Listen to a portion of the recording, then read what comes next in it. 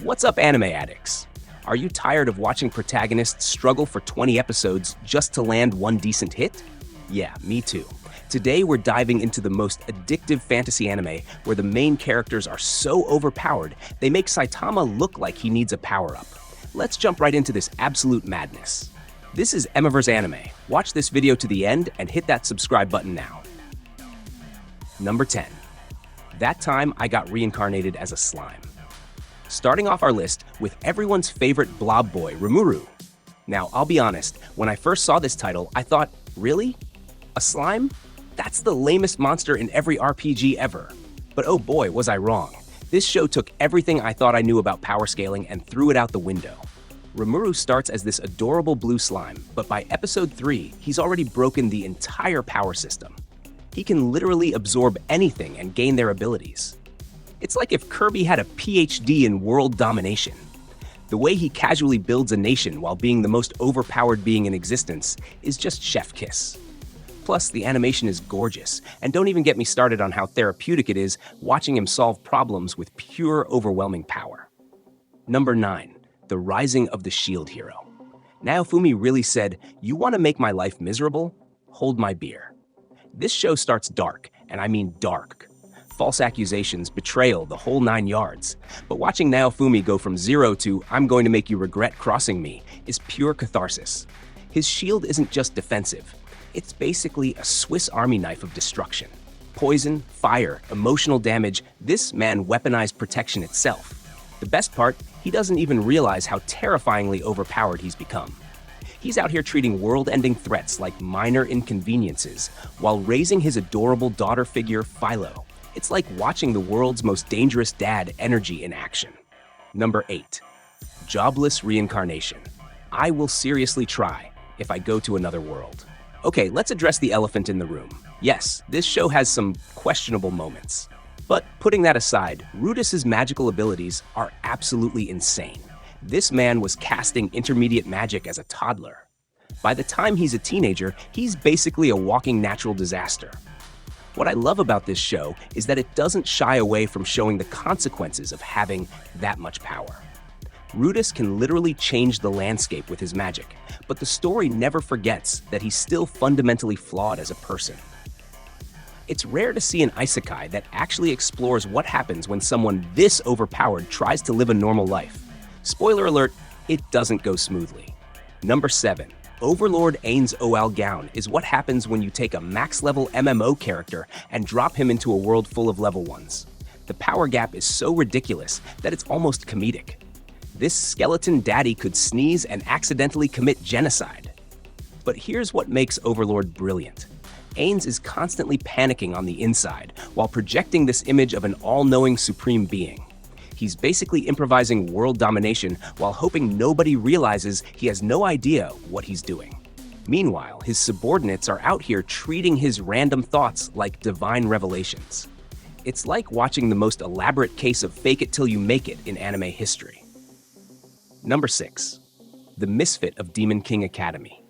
Anno's Voldagoad looked at the concept of power scaling and said, "That's cute."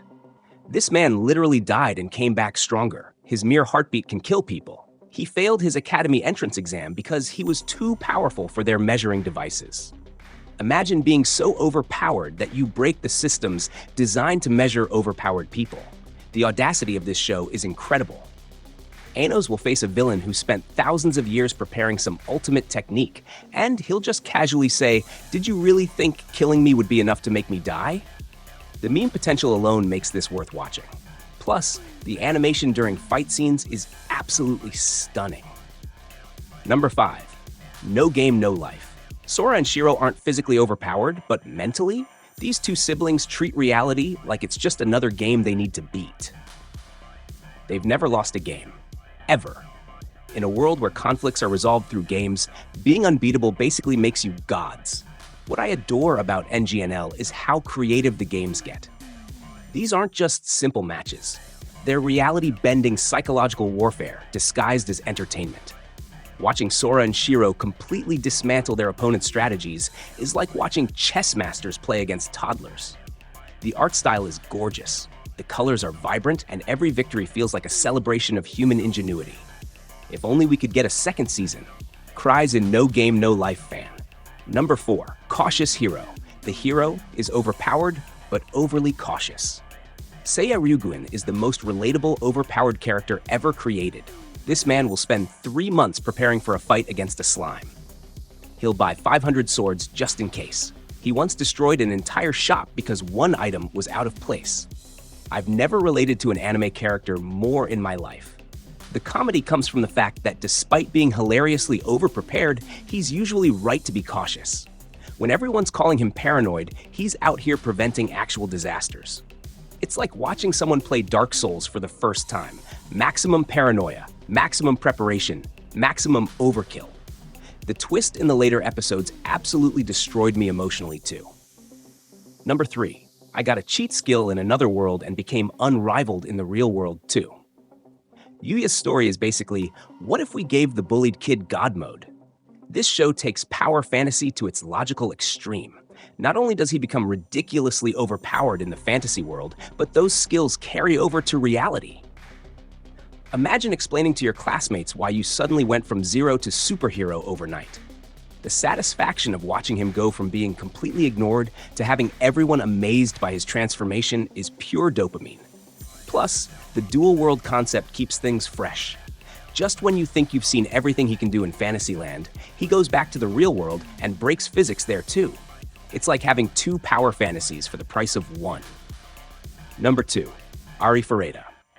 From commonplace to world's strongest. Hajime's character development is basically how to go from punching bag to world-ending threat in 10 easy steps. This show starts with one of the most brutal betrayals in anime, then turns into pure revenge fantasy gold.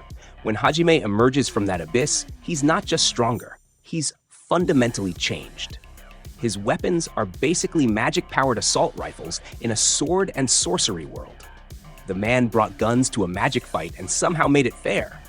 Watching him reunite with his classmates who abandoned him is peak. Look how the turntable's energy. Plus, his relationship with Yue is adorable in the most unhinged way possible. Number 1, reincarnated as a sword. And taking the crown is our boy, Sword.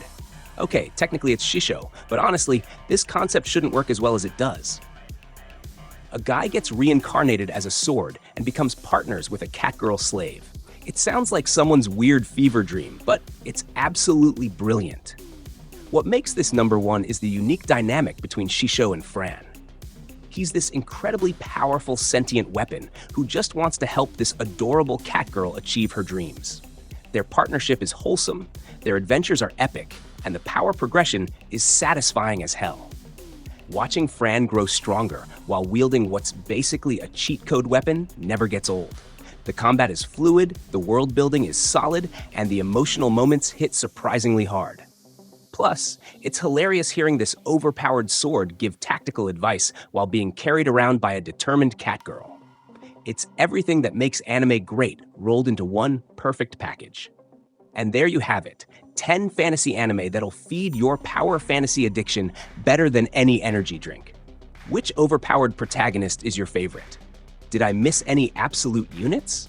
Drop your thoughts in the comments, smash that like button, and subscribe for more anime content that'll make your watch list longer than a light novel title.